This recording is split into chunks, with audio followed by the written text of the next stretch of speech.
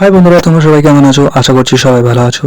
তো আজকে আমরা নিয়ে চলে এসেছি গাজরের হালুয়া।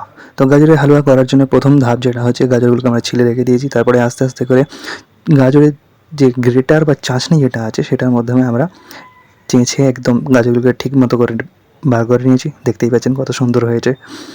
এরপরে উল্টো দিকে আমরা চাপিয়ে দিয়েছি হাঁড়িতে করে চুলোতে দুধ।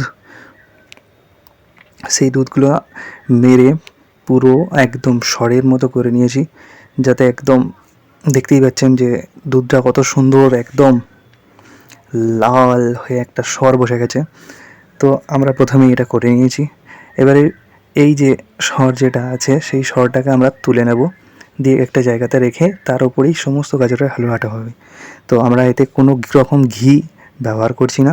তো পুরো রান্নাটা ভালোভাবে দেখবেন, তাহলেই বুঝে যাবেন। তো আমাদের দুধ গরম হচ্ছে এক সাইডে, আর এক সাইডে আমাদের রাখা আছে সর এবং গাজরগুলিকে ছিলে, অর্থাৎ চাশনি করে চেঁচে। দেখতেই পাচ্ছেন কত সুন্দর হয়ে গেছে। তো আমরা এরপরে শুরু করে দেবো, যে গাজরগুলি আছে সেই গাজরগুলিকে আস্তে আস্তে দিয়ে দেবো পুরোটাই আমাদের হাঁড়ির মধ্যে, যে দুধটা গরম হচ্ছে তার মধ্যেই।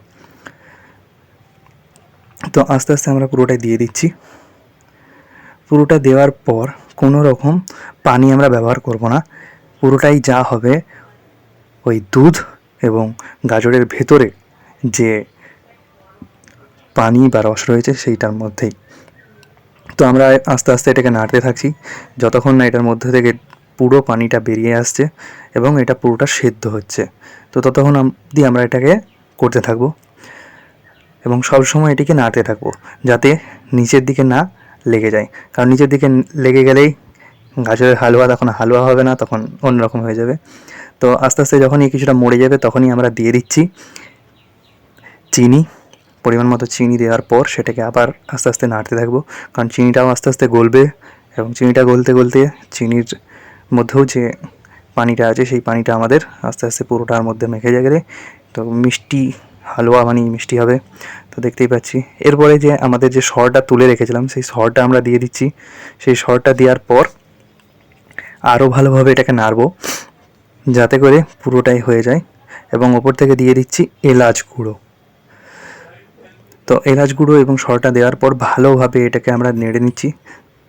দেখতেই পাচ্ছেন কত সুন্দর একটা দেখতে লাগছে। তো আমরা এটাকে ভালোভাবে আরও নাড়তে থাকবো যতক্ষণ না একদম শুকনো শুকনো হয়ে আসছে। হালুয়াটা একদম শুকনো হয়ে আসবে তখন আস্তে আস্তে আমরা নামাবো। তো আমরা দেখি আর কিছু আছে নাকি। তো দেখতেই পাচ্ছি আমরা যে আমাদের হালুয়া প্রায় শেষের দিকে হয়ে এসেছে, একদম শুকনো শুকনো হয়েই এসেছে। তো এবার এটাকে নামিয়ে নেব আস্তে করে। তো দেখতেই পাচ্ছেন আমাদের হালুয়া রান্না কমপ্লিট।